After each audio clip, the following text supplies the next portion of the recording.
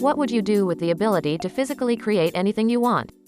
With CAD, you can. Computer-aided design, or CAD, is when computers are used to create, improve, or optimize different kinds of designs.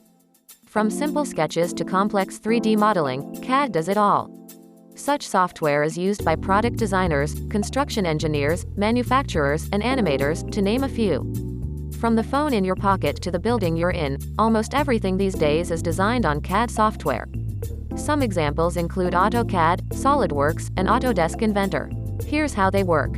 The software comes preloaded with a 3D plane, database, and millions of programs that can carry out advanced geometric analysis and complex calculus in a matter of seconds. You interact with the software using a mouse, trackpad, graphic tablet, or similar digital drawing tools. You then create your drawing on a 2D or 3D plane. The software renders a simple line sketch of your drawing, called a vector graphic, or it could give you a realistic 3D render, called a raster graphic. The software can then carry out extensive analysis of your design.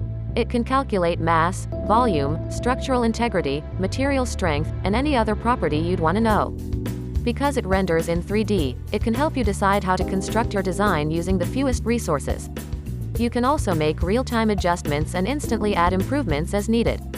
Such software has revolutionized almost every industry. In fact, it has introduced the world to virtual prototyping. Companies no longer need to produce physical blueprints because they can run designs through realistic simulations and get highly detailed results. This has saved tons of material resources as well as millions of dollars. In my opinion, CAD is an excellent innovation. Anyone can now learn CAD skills to create brand new inventions, or even just earn an income as a professional draftsman.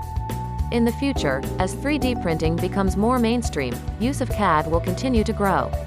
Eventually, it may even help us imagine physical dimensions beyond the ones we currently perceive.